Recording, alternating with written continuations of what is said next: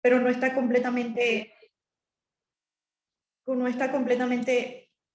obstruido. Y lo otro es cuando hay una zona de transición franca, este paciente realmente está distendido, tiene niveles hidroaéreos, ¿verdad?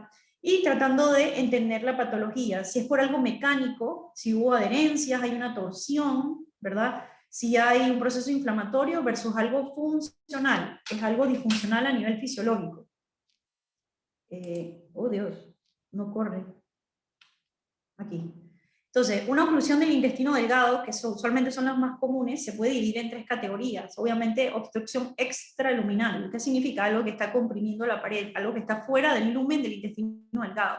Obstrucción intrínseca, propia de la pared, y una obstrucción intraluminal por cuerpos en la luz intestinal. Aquí también esto puede ser como una intususcepción, ¿verdad?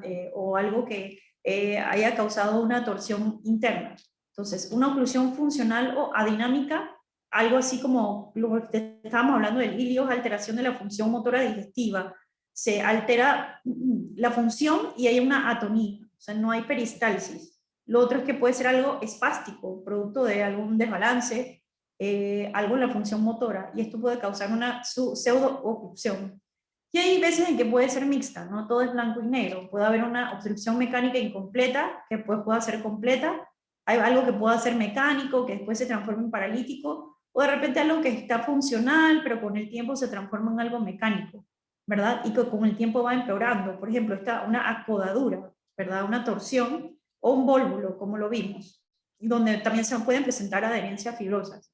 Entonces, en cuanto a la etiología, porque estas son preguntas de examen, todos los pacientes a veces posoperados, que tuvieron como una lapa, trauma, ¿verdad? Cirugías pélvicas, que son las más comunes para desarrollar adherencias, pueden desarrollar cuadros de pseudoclusión, oclusión parcial o una oclusión completa. O sea, aquí lo vimos, la mayoría de las causas son por adherencias postquirúrgicas o inflamatorias, o sea, que es un paciente que ya fue operado de algo. Me dio diverticulitis y me resecaron el colon, me dio un tumor, me resecaron el colon, me dio apendicitis y me resecaron el colon, me hicieron una cesárea, me hicieron una histerectomía. Son adherencias postquirúrgicas, ¿verdad? En segunda instancia también hay que pensar en los tumores, neoplasias, cáncer, ¿verdad? Y en un tercer, las hernias. O sea que hay que examinar bien al paciente. A veces el paciente tiene algo crónico o está sumamente obeso y no se da cuenta. Así que es una constelación de cosas que nos van a dar la idea de cuál es el diagnóstico. En cuanto a las adherencias, ¿verdad?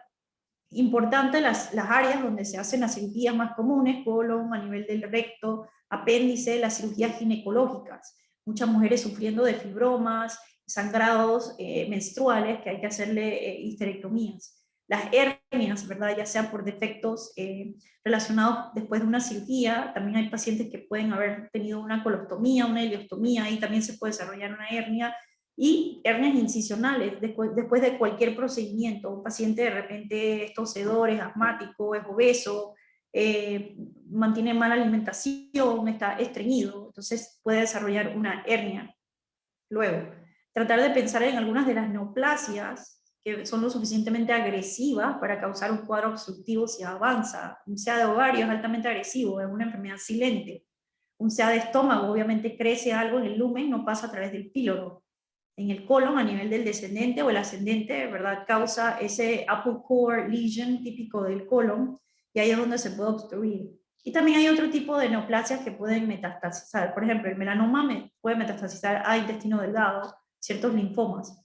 Y recordar que tú también puedes tener un proceso inflamatorio que te puede obstruir, tipo Crohn's, tuberculosis, que eso un poco se ve, diverticulitis y otras enfermedades infecciosas. Y también no olvidar otros procesos misceláneos, un paciente con una infección que desarrolla un absceso, ¿verdad? Eso puede producir un hilio o una inflamación a ese nivel, intususcepción, pacientes con radiación. ¿Qué es lo que hace la radiación? Causa fibrosis, ¿verdad? Afecta la microvasculatura. Eso puede causar adherencias, isquemia, endometriosis, procesos de trauma, isquemia, litos, cuerpos extraños, besoares. O sea que siempre mantener la mente abierta. En cuanto a la fisiopatología, adherencia, eso lo hablamos postquirúrgicas, después de una cirugía. Procesos intraabdominales supurados, ya vimos. El paciente se complica, desarrolla un absceso, se perfora. Y otras adherencias que pueden ser congénitas. Algunos de ustedes, cuando lo van a explorar por primera vez, van a ver que hay ciertas adherencias que pueden estar al nivel del sigmoide, o a nivel de la línea media, que usted nació con eso. Entonces, la fisiopatología, y es importante, pero ¿por qué, doctora, se dan adherencias? Cada vez que uno opera, ¿verdad? Uno toca ese tejido y va a haber una reacción inflamatoria. Entonces, hay un desbalance entre la formación y la eliminación de la fibrosis. La fibrinolisis aparece antes del día 5 a 7, pero si esa matriz de fibrina persiste, hay organización de fibroblastos, y obviamente va a haber mayor vasos sanguíneos, hay angiogénesis. Y estas áreas de Pulida no estimulan la formación de adherencias, entonces tiene que existir un grado de isquemia relativa, porque se va a inhibir esa cascada de fibrinolisis. ¿Qué significa? Que hay que tener muchísimo buena técnica, no hacer que los tejidos estén estrangulados a la hora de operar, menos tensión, que no haya sangrado, ¿verdad? Que todo eso puede producir isquemia. Entonces, para los que no me están prestando atención, este es un buen momento para mirar la diapositiva. Entonces, cuando yo hablo de adherencia, yo quiero que ustedes se imaginen unas bandas fibrosas, literalmente es tejido cicatrizal, ¿verdad? Que puede existir a nivel extraluminal, eso lo hablamos, pero doctora, ¿cómo así? ¿Qué es una adherencia? Es una banda de tejido. Por ejemplo, a este nivel podría haber sido por una colecistectomía, ¿verdad? Aquí puede ser por cirugía gástrica, aquí puede ser por cirugía también en el vaso, cirugías interasa. Entonces, una adherencia, miren cómo se puede, o sea, con el tiempo, esos son bandas de tejido cicatrizal que pueden ir ahorcando el intestino delgado. Y ahí es donde se produce la zona de transición. También se pueden dar cicatrices adentro, por ejemplo, si tú resecaste aquí o un grado de isquemia, ¿verdad? Y miren cómo estas adherencias se pueden formar y el intestino se puede entrelazar y meter a través de, estás creando una hernia, ¿verdad?, diatrogénica. Entonces, esas son las famosas hernias.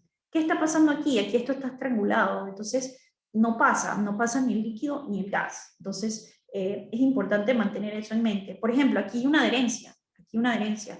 Aquí puede ser que hubo algún tipo de cirugía, ¿verdad? Y se quemó la grasita o se quemó el intestino y se formó una banda. Entonces, si ustedes pueden pensar, o sea, aquí se puede venir el intestino, puede rotar sobre esto, puede girar sobre el mesenterio y eso va a crear una obstrucción intestinal porque va a haber una zona de transición. Por ende, todo lo que viene antes se va a distender y se va a dilatar, ¿verdad? Y por eso es que los pacientes vomitan. No traten de memorizar las cosas, traten de entenderlo por coherencia. Esto es un paciente que se le puede haber hecho una laparotomía, ¿verdad? Una hernia, y se manipuló el intestino, y ahora ese intestino, ¿verdad? Mira cómo se pegó a la pared abdominal. Entonces, ¿qué significa eso? Si ese tejido y esa banda cicatrizal es lo suficientemente fuerte, a veces ya puede retraer y causar que ahorque ese pedazo de intestino, o de repente el intestino puede girar alrededor de esto. Entonces, esto puede causar una obstrucción intestinal. Entonces, quiero que entiendan, porque esto fue uno de los trabajos de tesis que hice cuando yo me gradué, o sea, hay una injuria peritoneal, ¿verdad? Puede haber un sangrado, eso va a activar la cascada de coagulación, que va a ir fibrinógeno, fibrina, plasminógeno, activa la trombina. Entonces van a venir todos los mediadores, pero hay algo que interrumpe, ¿verdad? Usualmente cuando el cuerpo tiene una injuria, él va a tratar de autorrepararse, pero hay algo que pasa por la isquemia, que la cascada no se puede hacer de una forma efectiva, entonces no termina haciéndose una fibrinolisis adecuada. Aquí como lo dice, impaired fibrinolysis, o sea, algo pasó que no permite que se disuelva y el tejido cicatrizal es más grueso de lo normal. Entonces, una obstrucción mecánica simple, ¿verdad? Por ejemplo, si hay algo que está deteniendo el paso, hay acumulación de liquidez en los segmentos proximales. Por eso es que el paciente se siente distendido, él está distendido, le duele un poco, pero está barrigón, te dice, ¿sabes qué? Estoy súper distendido, doctora, estoy lleno de gases.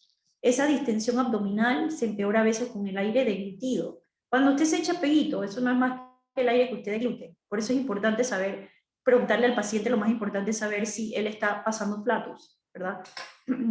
Después el intestino cambia de ser absortivo a secretor. Claro que sí, porque si no se está absorbiendo y no hay peristalsis adecuada, en vez de absorber las sustancias, ahora él va a empezar a secretar más, y eso empeora la acumulación de líquido. Entonces, va a haber un aumento de la peristalsis por arriba de donde está el problema, y va a haber la inhibición de la motilidad. Claro, si tú tienes un intestino que es como un gusano y está acostumbrado a moverse, ahora está súper dilatado, pierde la función motora. Entonces, ahí es donde se produce la parálisis.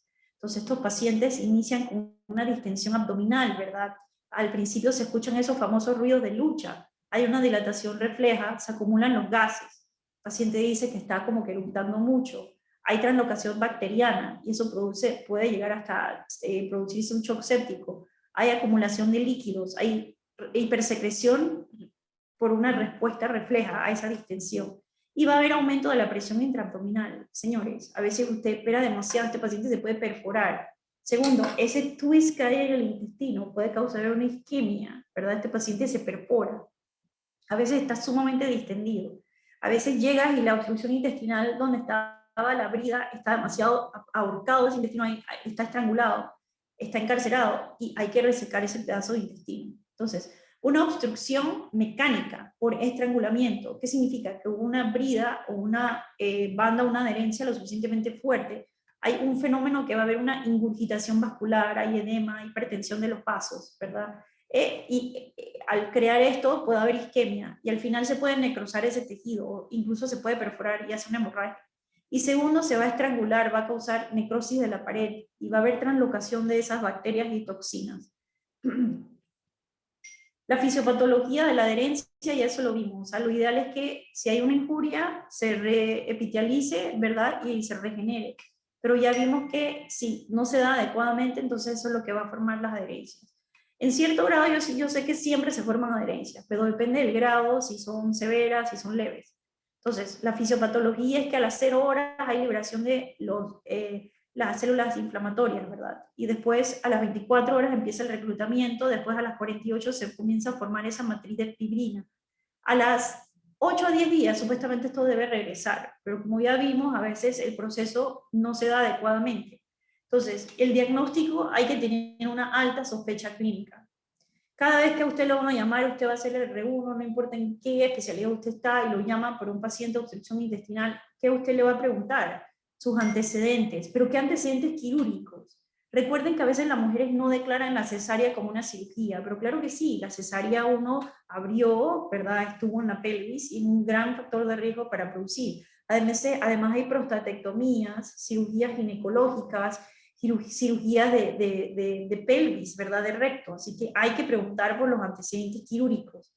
Aunado a eso, si tiene algún tipo de hernia, si el paciente es obeso, si es asmático, o sea, ¿por qué ese paciente viene obstruido? O sea, tiene cáncer, esto ha perdido peso, hay síntomas B, se ha hecho colonoscopía. ¿Por qué vino? Acuérdense de los factores de riesgo, patologías de base, siempre preguntar si ha recibido algún tratamiento previo y el estado de salud general del paciente. Se inicia con una distensión, obviamente, y un dolor abdominal tipo cólico. O sea, es algo que el paciente puede sentir unos espasmos, él dice que le duele. Claro, porque poco a poco va a ir perdiendo la peristalsis. A veces hay obstipación, que significa que el paciente no evacúa. A veces, incluso para pensar en una neoplasia, hay pacientes que tienen constipación crónica, ¿verdad? Está distendido, a veces va delgadito, a veces va grueso. Muy importante, náusea y vómitos. Cuando un paciente ya empieza a vomitar y está distendido, es porque ya hay una obstrucción distal y todo se comienza a echar para atrás. Hay un third spacing, él comienza a acumular el líquido, pero ojo, incluso estos vómitos pueden hacer con heces, y eso es bien, ¿qué te dice a ti? Que la obstrucción es sumamente distal. No es lo mismo obstruirte a nivel del intestino delgado proximal, donde tienes bilis, a que realmente obstruirte a un nivel más distal. Créanme, vomitar heces, o sea, es desagradable, incluso cuando uno va a succionar eso por la zona nasogástrica, a veces está tan espeso.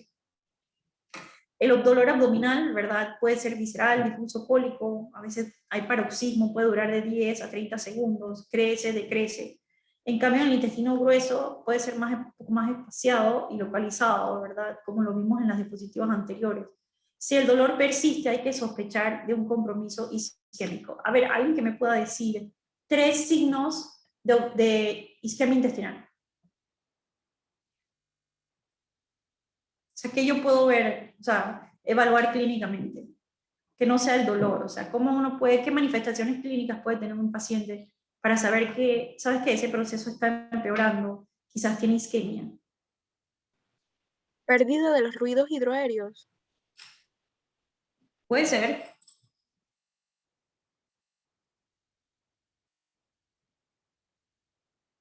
Distensión abdominal.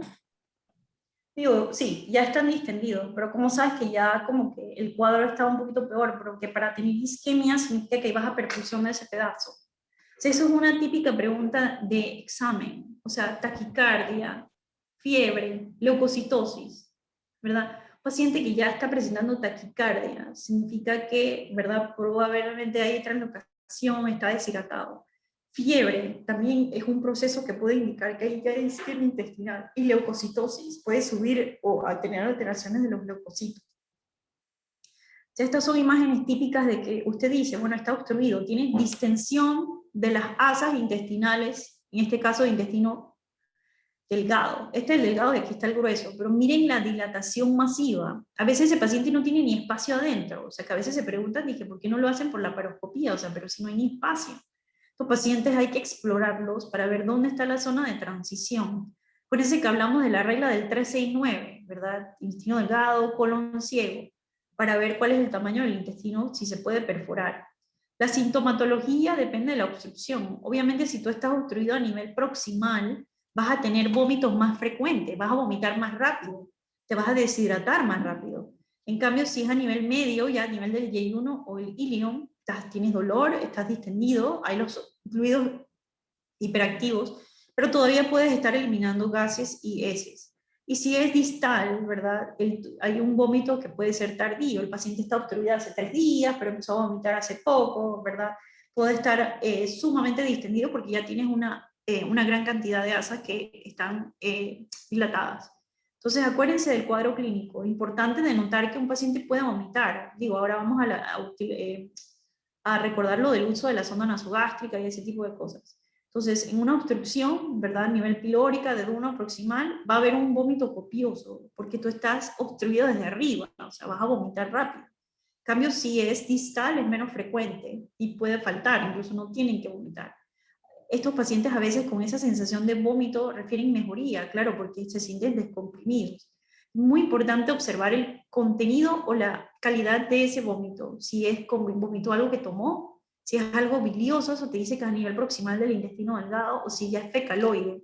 Solamente que te digan que es una obstrucción fecaloide, eso significa que la obstrucción está ya más distal, ¿verdad? Ilion terminal o a nivel del colon. A la exploración física, o sea, nada más con acercarte al paciente y ver si él tiene ojos hundidos, si se ve deshidratado los labios secos, si la piel está, ¿verdad?, arrugada. Todo ese tipo de cosas te dan un poquito de información acerca de cómo se encuentra ese paciente. Incluso hay veces que tú lo puedes ver y tiene la distensión yugular, o le puedes ver la taquicardia a través del cuello, ¿verdad? Tú le puedes pedir que saque la lengua, el paciente se ve débil. Lo otro es que deberíamos poder observar si el paciente está muy quieto. De repente hay pacientes que no se quieren ni mover porque tienen mucho dolor, y eso se debe a la irritación peritoneal. Tratar de ver si están con fiebre y taquicardia, ¿verdad? ¿Eso qué me dice a mí? Que hay un proceso inflamatorio. Algo está pasando, que se están liberando los mediadores. Recuerden que la fiebre no tiene que ser mala. La fiebre es una manifestación de que tu cuerpo está respondiendo frente a algo. Y hay otros signos, ¿verdad?, que pueden darse, como por ejemplo, ya que son medibles, objetivos, taquicardia, hipotensión, ¿verdad? Y anormalidades en los signos vitales, poca orina y los laboratorios. Entonces, a la exploración física hay que desvestir al paciente. O sea, no se puede examinar hoy ya en día, porque hay gente que no se acuerda que le hicieron una cirugía. Usted tiene que palpar. Si este paciente está distendido por todos los lados, yo siempre le pregunto, ¿hay algún punto donde le duela más que otro? Y si no, entonces uno, pero hoy en día tienen que aprender a empujar. Muchas veces yo siento que ponen la mano pero no empujan. Y no solamente empujar, no es causar dolor, pero tratar de explorar a ver si se siente alguna masa o se siente algún área que está dura. Examinar por orificios herniarios, ¿verdad? Ver a veces cómo se están comportando las heces adelante, si hay defensa, rebote, si hay hipersensibilidad, hay cambios de coloración. Hay pacientes que se presentan, ¿verdad? Son obesos o de origen afroamericano y tienen una hernia umbilical gigante y llegan con esa piel completamente rosada. ¿Eso qué significa? Que puede haber hasta cambios en los tegumentos debido a esa hernia umbilical estrangulada, hasta puede ser. Así que hay que poder palpar, hay que poder visualizar. La ocultación, eso ya ustedes lo saben, sí es importante, si hay ausencia de ruido, si hay ruidos metálicos, ¿verdad? Si hay hiperactividad, y a veces, muy pocas veces eso de la agitación súbita o el splash se puede escuchar, pero lo más común es que hayan borborismo o niveles muy aumentados o que haya silencio. Los laboratorios, obviamente, siempre pensar en el más allá. Si el paciente de repente va a querer requerir cirugía, pidan todo, todo del inicio, ¿verdad? Una biometría hemática, eso te puede decir cómo está su estado de hidratación, si hay anemia, de repente un paciente, ¿verdad? Es raro en Panamá que haya anemia microcítica. Ya usted tiene un paciente arriba de 50 años con una anemia microcítica, usted tiene que decirle a su tío, usted tiene que ir al doctor, porque aquí se come mucho hierro, aquí se come mucha lenteja, hay mucha gente que come sus alimentos verdes, entonces es raro tener anemia por hierro, pero estas son manifestaciones clínicas a veces de que el paciente tiene un cáncer oculto, ¿verdad? Medir la función renal, líquidos y electrolitos. La función renal no puede faltar, porque al final si a este paciente le van a hacer un CAT necesita una creatinina, ¿verdad? La gasometría arterial es ya para pacientes que están descompensados y a veces es algo que te puede hacer rápido, pero también se puede medir la deshidrogenasa láctica, aunque la acidosis láctica es una de las últimas manifestaciones que se dan. Y estas son pruebas mucho más avanzadas, dímero, CPK, ¿verdad? Que no se hacen, pero vale la pena mencionar. Entonces, recordemos que es la constelación de cosas y hay que mirar todo, si hay leuco, si está deshidratado, ¿verdad? Si hay signos de acidosis, si hay los electrolitos están normales, podemos ver el estado nutricional si la albúmina está baja, ¿verdad? Si aumento de las proteínas plasmáticas, o sea que hay que tener en cuenta todo esto. Las radiografías de gabinete, podemos empezar por una serie de abdomen agudo, que ya hablamos cuál es eso. También podemos utilizar el uso de ultrasonido, pero el ultrasonido no te permite ver información acerca de víscera hueca, pero también te tienes que ubicar en tu medio geográfico. ¿Qué pasa si donde estás se dañó la máquina de radiografía no hay CAT? O sea, se ve algo, se ve algún tipo de proceso inflamatorio, y eso sí, si usted va a realizar un buen estudio, tiene que considerar si es un CAT contrastado versus no contrastado, ya que la sensibilidad y especificidad aumenta con el CAT contrastado. Signos radiográficos, eso ya lo vimos en la clase previa, si hay dilatación de las asas intestinales de forma homogénea, si hay niveles hidroaéreos, la presencia de niveles ya lo vimos cómo se diagnostica, y si hay niveles mayores a 2.5 y diferencia de altura, eso a veces uno lo puede medir. Entonces, signos radiográficos, por ejemplo, aquí hay un signo específico que, o sea, se ve muy sutilmente, ¿verdad?, las asas de intestino delgado, y todas las asas están hacia el cuadrante izquierdo, o sea que eso significa que hay ausencia de aire a este nivel, o sea que hay un proceso inflamatorio a nivel de la fosa ilíaca derecha. El ultrasonido no siempre es la primera elección. Recuerde que el ultrasonido sirve para evaluar órganos sólidos, líquidos, ¿verdad? Y es muy operador dependiente. Lo único que a veces te puede decir es que si las asas están dilatadas, ¿verdad? Y si hay un segmento mayor de 10 centímetros, porque a veces hay pacientes súper obesos y realmente estas no son las pruebas más óptimas para realizarse. El ultrasonido, si es la única herramienta que tienen, puede detectar líquido libre, ¿verdad? Y también podemos ver si las paredes están llenas de líquido, si hay isquemia, y si hay líquido libre a nivel de la pelvis. Entonces, si no estamos seguros y hay tiempo, el paciente no presenta ninguno de los signos anteriores de leucocitosis, fiebre, taquicardia, entonces tratar de ver cuál es el mejor estudio que se puede utilizar para hacer un diagnóstico. Para mí a veces yo siento, si es un paciente mayor y no estoy segura de cuál es el diagnóstico, o sea, no lo voy a ir a abrir nada más por abrirlo, o sea, porque tú puedes encontrar un cáncer metastásico ahí, entonces abres y ¿qué vas a resolver? No estás listo. Entonces siempre pensar si se hace un CAT contrastado, ¿verdad? La gastrografina o el medio que se utiliza para hacer el CAT es diagnóstico y también es terapéutico, produce una diarrea osmótica, o sea que ciertos pacientes que cuando le haces el estudio comienzan a tener diarrea.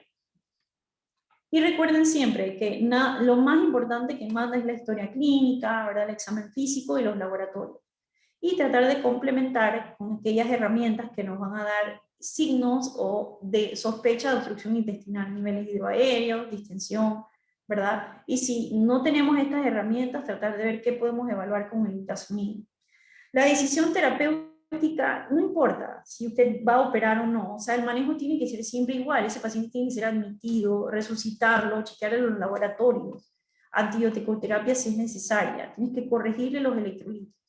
Y aquí la valoración para ver si necesita una sonda nasogástrica. A veces la sonda nasogástrica es solo insertarla, ¿verdad? Eso jala el aire, jala el líquido, hace que el paciente te ganes una ventana para poder evaluarlo mejor. porque a veces vienen sumamente distendidos, ¿verdad? Tóxicos, y a veces no están en buenas condiciones para meter al salón. Entonces, para lo que no me están prestando atención y están estudiando para el examen, ahora sería un buen momento para mirar la pantalla. Esto es algo que todos quisieran hacer, pero realmente es un poquito incómodo. Para mí lo que me ha resultado como profesional es tratar de explicarle al paciente. Sí va a ser incómodo, porque usted se imagina, eso es un calibre de un tubo que es 16 a 18 French, y eso cuando toca la parte de atrás de su nasofaringe duele, el paciente se asusta, a veces comienza a toser, sangra, vomita, se le sale por la boca. Pero yo lo que pienso es una medida que sirve para hacer el manejo conservador, pero mientras usted le explique al paciente, yo le digo al paciente, mírelo, este tubo yo lo voy a empujar, cuando eso toque la parte de atrás de su nariz, le va a molestar.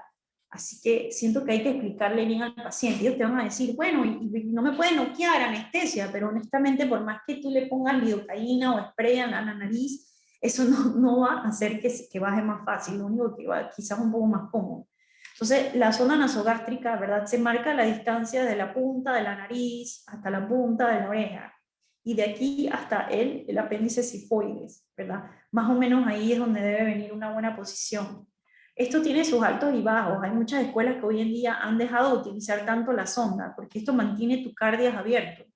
¿Eso qué te hace? Hay más incidencia de reflujo o riesgo de broncoaspiración en ciertos pacientes. Entonces, cuando yo voy a insertar el tubo, yo siempre le digo al paciente, trate de buscar una posición cómoda. Él tildea la cabeza un poco hacia atrás, se le explica. Obviamente la punta le tienes que colocar un poquito de calle para que pueda deslizarse mejor.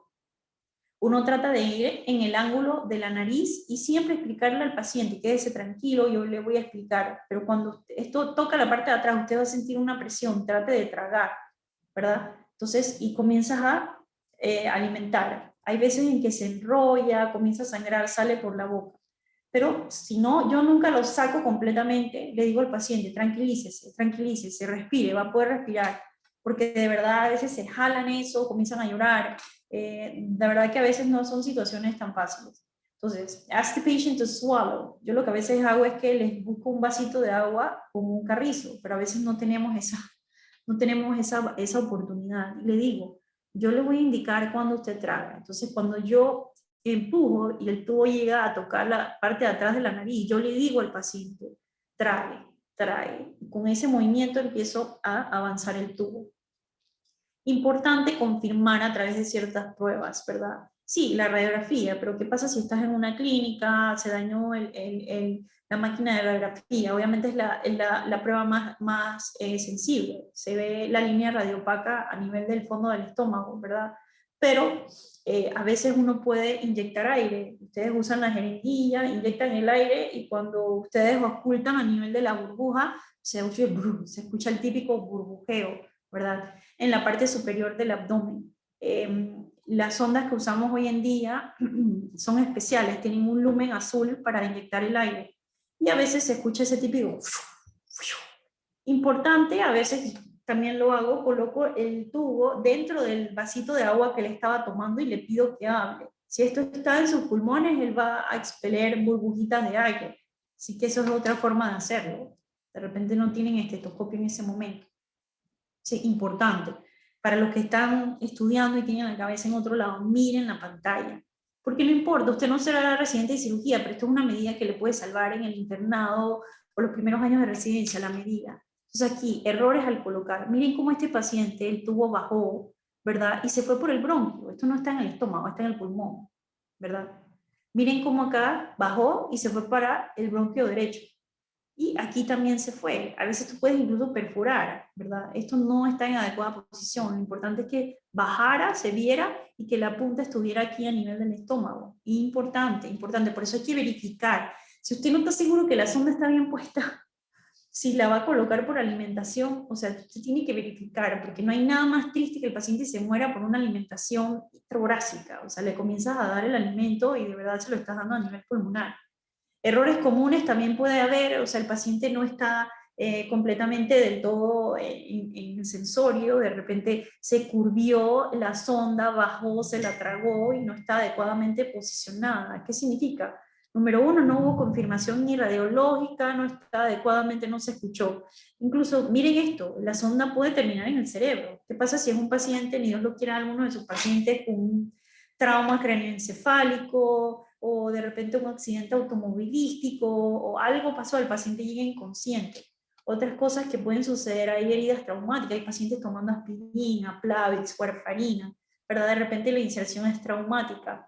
Estas son cosas que hay que considerar. Y un tubo tapado lleno de hematoma, o sea, eso no va a solucionar. Entonces, miramos la posición óptima del tubo nasogástrico. La punta debe estar debajo del diafragma, dentro de la pared estomacal, no debe estar en los campos pulmonares. Entonces, las decisiones terapéuticas creo que hay que individualizar para cada paciente. Que si se va a operar o no, si hay indicaciones, ok, el paciente creemos que tiene una adherencia postquirúrgica, de verdad que hemos tratado de manejarlo con sonda, no mejoró, ya se hidrató, no va a abrir, entonces si lo vas a hacer una laparotomía exploratoria versus un abordaje laparoscópico, eso depende si la obstrucción es temprana o no. También tienen que ver la visibilidad y estar seguros de que puedan solucionar el problema. A veces no da chance, a veces dicen, busqué en el salón, vamos a hacer una lapa, pero si tú puedes obtener un poquito más de información, porque ni Dios lo quiere, es tu abuelito, ¿verdad? De 80 años, que nunca ha ido al hospital y de repente tiene una obstrucción intestinal, chucuás. Entras, es un cáncer de colon metastásico y avanzado, o sea, todas esas cosas hay que tomarlas en cuenta. Entonces me pregunto, ¿qué pasa si Dios lo quiera, uno de ustedes entra al salón de operaciones y el señor tiene 80 años, no sabíamos mucho acerca de los antecedentes y tiene un cáncer de colon obstructivo, perforado?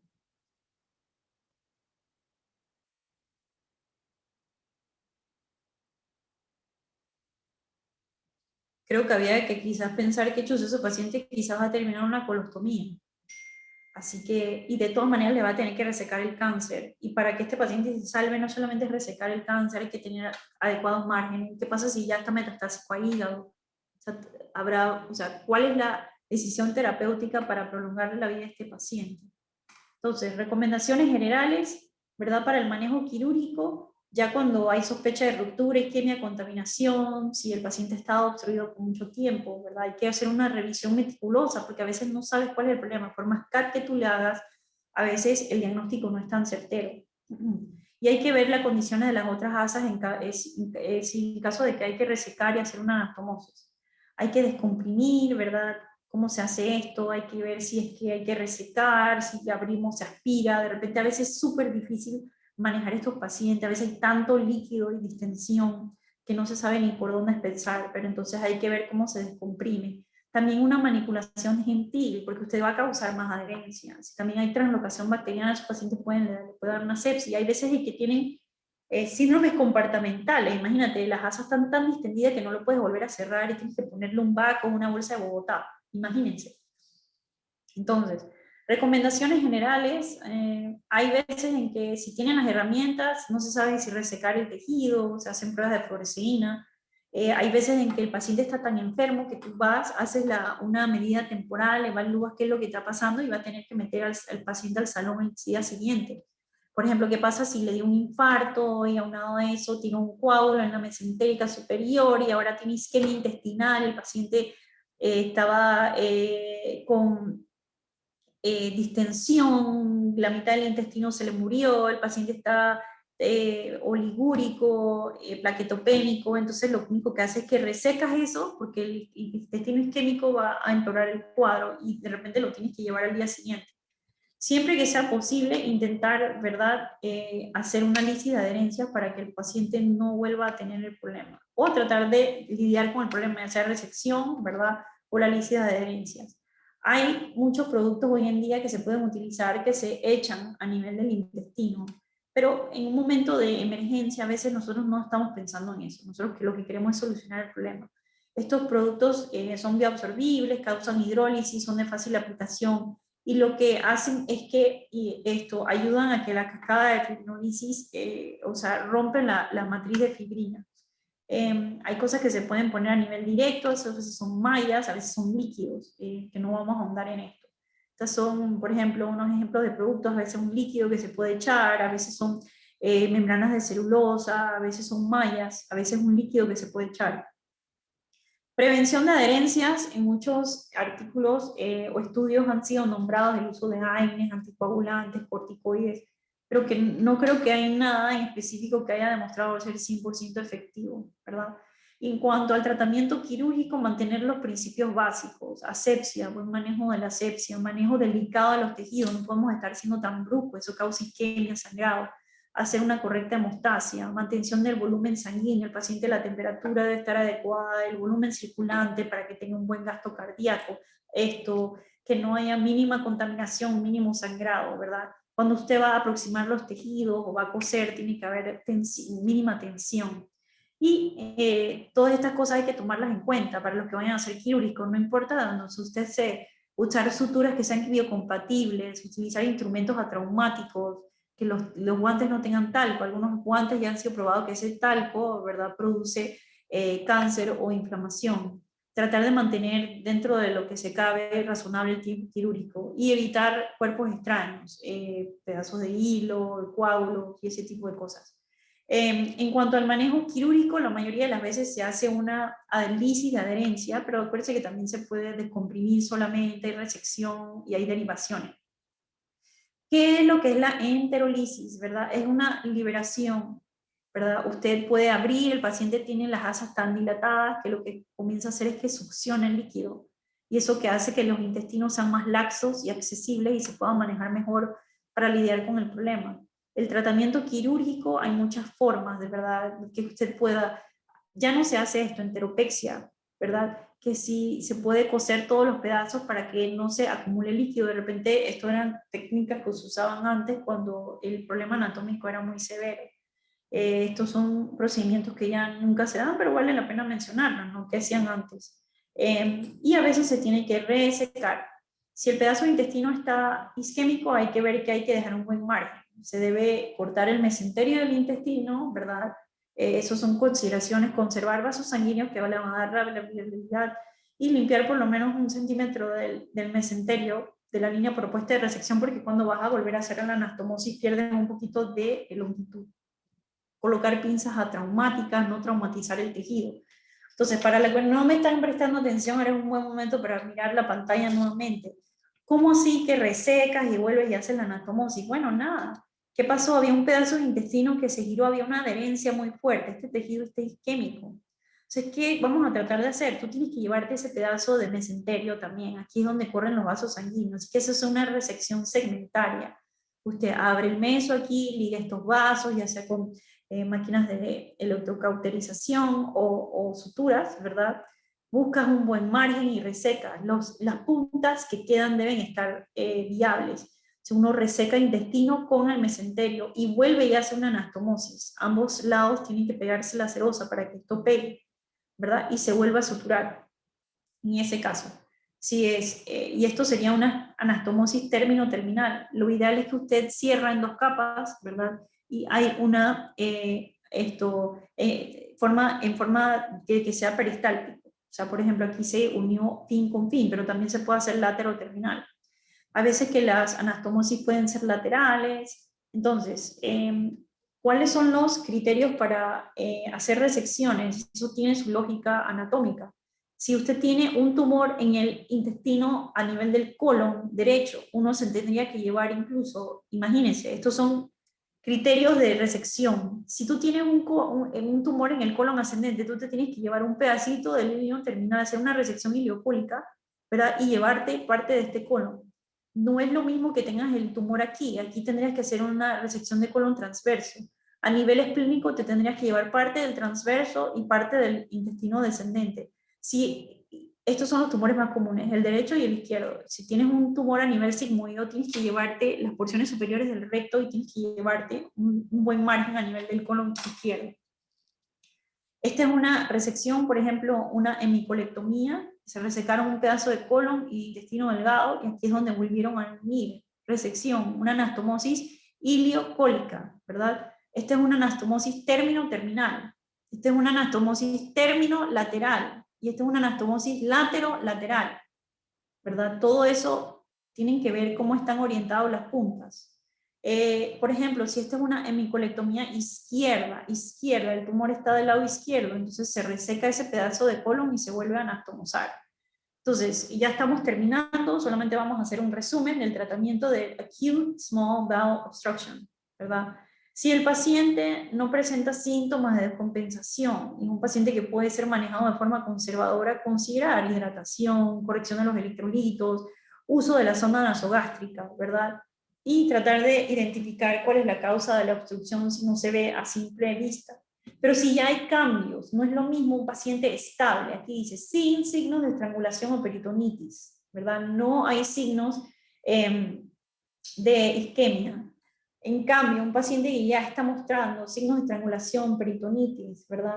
¿Qué es lo que tú vas a hacer? Si se va a explorar, ese paciente puede morirse por una sepsis o una isquemia intestinal. Entonces aquí, ¿cómo tú vas a proceder? ¿Cómo tú vas a proceder y cuáles son los criterios que te van a llevar a eso? En conclusión, la oclusión intestinal es una patología común. O sea, usted va a ver algún tío, conocido, una tía, que tiene un antecedente quirúrgico y va a presentar. Y usted por teléfono va a preguntar, ¿y cuál es el antecedente? ¿Y cuánto tiempo ha estado distendido? ¿Y está vomitando? Todas esas son cosas de que hoy la gente te quiere micromanage a través del teléfono. Su paciente, si está taquicárdico, está vomitando, eso hay que mandarlo al hospital. O sea, no hay chicha, ni tecito, ni aceite esencial que va a liberar eso. Esas son cosas que pueden llevar hasta la muerte, porque puede haber isquemia intestinal, que debe ser referido. Se puede intentar manejo conservador cuando no exista sospecha de estrangulación o peritonito. Un paciente que está estable, no tiene fiebre, no tiene taquicardia, no tiene leucocitosis.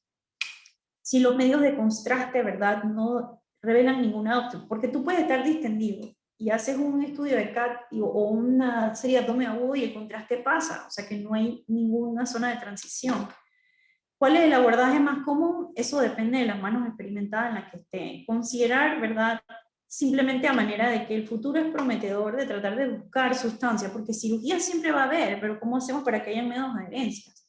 Y no retrasar la cirugía más de lo necesario. Usted ve a un paciente que no se siente bien, ya le dio un chance, está drenando demasiado por la sonda, no tenga miedo, explórelo. Si no mejora dentro de las primeras 48, 24 horas, o sea, probablemente no lo va a hacer. Entonces, si ya se está deteriorando, es mejor tener el abordaje quirúrgico. Entonces, esta es mi descripción de los R. El R1, cuando ustedes sean internos, es el que hace la mayoría del trabajo. El R2 ayuda, pero no sabe lo que hace. El R3 está pendiente de todo lo que tiene a su alrededor, pero es el manzanillo que está arriba y abajo. Y el R4 es el pobrecito porque es el que tiene la responsabilidad de todos, ¿verdad? Pero a veces desaparece de la escena. Entonces, a manera de recorderis, ¿verdad?, las causas de obstrucción intestinal, la doctora Wong dijo ABC, adherencias, A, la más común, adhesions, son bandas fibrosas que se pueden formar entre intestino o intestino y pared. Hernias, B, bulges, hernias ya sea internas o a través de orificios naturales, ombligo, hernias incisionales posquirúrgicas, cosas como la intususcepción, ¿verdad?, cosas como vólvulos, todas esas cosas pueden producir obstrucciones intestinales. Doctora, pero es que de nuevo, muéstreme cómo es eso de la obstrucción. Nada, las bandas cicatrizales, ¿verdad?, aquí en el intestino pueden hacer que se forme una estrechez en el lumen, ¿verdad? O si no, pueden haber neoplasias que pueden causar que el crecimiento haya una obliteración, ¿verdad?, del lumen, y esto también puede causar una obstrucción. Zonas de transición, eso es muy importante. ¿Qué es una zona de transición? Cuando hay una dilatación, ¿verdad?, y después el intestino se colapsa. Por ejemplo, aquí hay una obstrucción a nivel del sigmoide. ¿Qué significa? Que está totalmente distendido proximal, pero ya el intestino distal colapsa. Igual aquí. Eso es lo que cuando leen el CAT refieren. Hay una zona de transición a tal nivel, porque hay un colapso de cierto nivel, el intestino delgado después de eso está colapsado. Mis diapositivas para hacer recordar, y ya estamos haciendo resumen, la diferencia entre una obstrucción de intestino delgado y grueso. Intestino grueso es, ¿verdad?, a veces puede ser periféricos, eso es lo que se ve en la imagen. Hay un diámetro mayor que 6, recuérdense la regla que dije anteriormente, 3, 6, 9. Y acuérdense de que tú puedes a veces evaluar radiológicamente la presencia de austras. En el intestino delgado, las asas tienden a estar en ubicación céntrica. Acuérdense de la regla, 3 centímetros de diámetro máximo, eso se puede medir. se ve en la radiografía las válvulas convinentes, ¿verdad? Que van desde un lado al otro de la pared. Y a veces el mismo ilion puede estar tan distendido que no se vea ninguna de estas marcas, ¿verdad? Aquí viene de nuevo la comparación, los diámetros, ¿verdad? De dilatación, la posición de las asas. A veces, si es una obstrucción de intestino delgado, obviamente van a haber muchísimas más asas que en el colon. Niveles hidroaéreos, y los marcajes que se ven a través de las radiografías. En una se ve el austral, en otra se ven las válvulas. Si es una obstrucción distal, ¿verdad? A veces no se ve, proximal no se va a ver gas a nivel distal, obviamente porque no está pasando. Dependiendo del área donde esté, se puede ver aquí. Importante cómo se puede ver esto en un CAT. Por ejemplo, esta asa intestinal está distendida, ya se midió, pero aquí esta área está colapsada. Aquí te dice que hay una zona de transición. Aquí hay algo, ¿verdad? Cuando el intestino está distendido y luego se colapsa. Aquí hay algo que está haciendo una adherencia o de repente alguna patología inflamatoria. Entonces aquí es donde está el problema. Aquí vemos otro CAT, ¿verdad? Donde hay asas de intestino delgado dilatadas, están llenas de aire, miden más de lo que es. Y es la típica imagen de todos los CAT. Miren aquí, este es el colon. Siempre el colon va a estar en la misma posición, ¿verdad? Aquí en el ultrasonido se pueden ver asas intestinales dilatadas, y aquí se pueden incluso evaluar las válvulas convinentes, que son esos pliegues semicirculares que se dan. Así que esto, bien. 87, faltaron como 5. Bien, yo sé que están estresados por este examen, pero también siento que las clases son muy importantes. Ustedes lo tienen un poco fácil. Nosotros antes hacíamos turnos de 120 horas a la semana. Ahora hay que no, que tienes que irte. Yo siento que tienen que entender de que ustedes no estén estudiando recursos humanos, ustedes van a ser médicos. Así que tienen que leer, tienen que leer. Y eso que ustedes dicen, ay, que estoy estresado, o sea, imagínense las responsabilidades a este nivel. Ahora cuando tú ves pacientes, haces consultas, tienes pareja, tienes hijos. O sea, que la vida realmente es bien fácil en el nivel que ustedes están. Tienen que aprender a manejar mejor el estrés y aprender a manejar mejor su tiempo. Lo único que esperan sus padres y sus docentes es que ustedes le dediquen 4, 5, 6 horas de estudio. Pero por lo demás, ustedes también tienen derecho a distraerse igual que los niños, o sea, hacer tareas, jugar, ver televisión. Pero tienen que programarse mejor. Yo hasta aquí llego por hoy, porque a mí, por favor, la próxima vez que haya un parcial después de mí, para mí es un poquito desmotivante como docente, muchos están mirando cualquier otra cosa menos la pantalla. Así que les deseo suerte en el examen y nos vemos en la próxima.